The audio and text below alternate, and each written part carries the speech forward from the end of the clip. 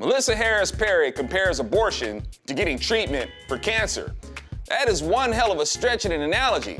And you'd have to be a pretty seriously selfish witch to be so pro-abortion that you would reduce a human being to a cancer to justify a kid's elimination. And dig this, kiddies, she thinks she's a good person.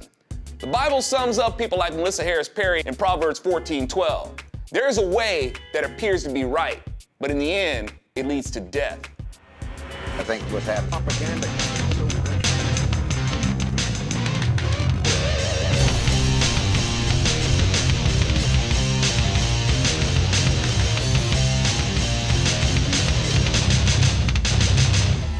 Now, before Libs get started, we're talking about the death of the innocent. Liberals will say the conservative way leads to death because of our stance on the death penalty or because of war.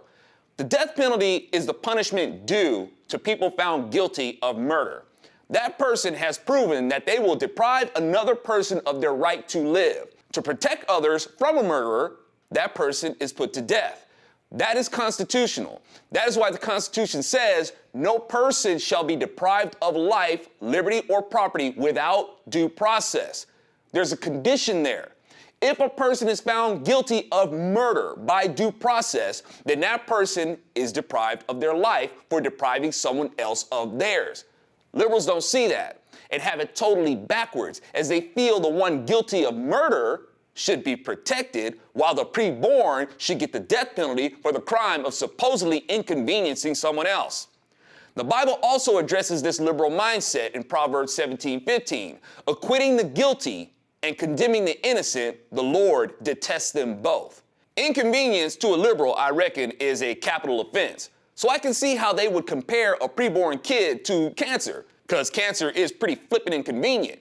But I don't know of anybody who ever wondered, honey, I have some news.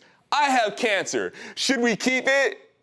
If someone gets cancer, I'm pretty sure that 100% of the people are gonna wanna get rid of it. A woman who gets pregnant may experience discouragement and may even think, oh no, my life is over. But when a person gets cancer, they're thinking, oh snap, I'm gonna die. So people who are afflicted with cancer more often put up a fight for their life. If only that kind of fight was in people like MHP to fight for the preborn's right to live. So Melissa, when you were pregnant with your daughters, did you think of them as your daughters or did you think of them as tumors? How would you have felt if the doctor told you, Melissa, you got a tumor growing inside you. We got to remove it. See, Melissa, a preborn kid is either human or not. You can't make them human when you feel like it and disqualify their personhood and reduce them to a cancer when you don't. You hypocrite. What were your daughters when you decided to have them? Were they cancer or were they human?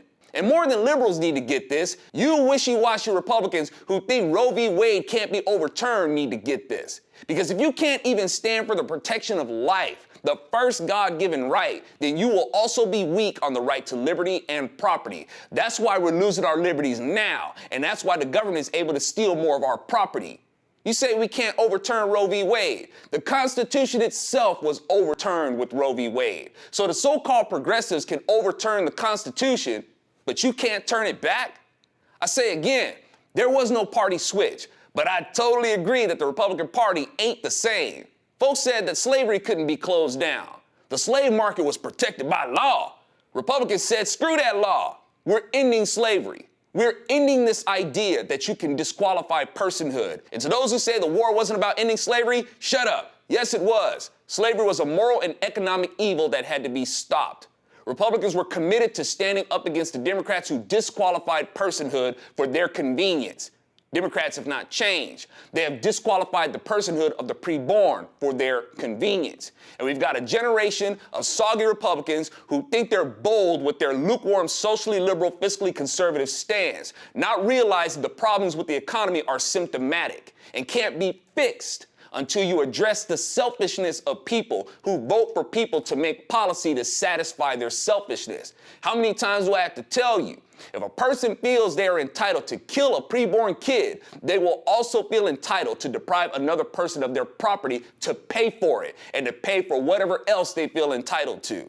You have to get down to the core of the selfishness of our culture before you can institute policies that will have staying power before the culture turns against it and demands to be represented by politicians who are far left because their selfishness prevailed in their decision making. I'm Alfonso Reyes with Zone Nation, and you can fool yourself into thinking that hardly anybody listens to MSNBC. What makes you think that it's always the majority of the people who change things? It's also the minority of people who bring up enough drama to drag the majority into the pit of their unconstitutional selfishness. That is one hell of a stretch in an analogy.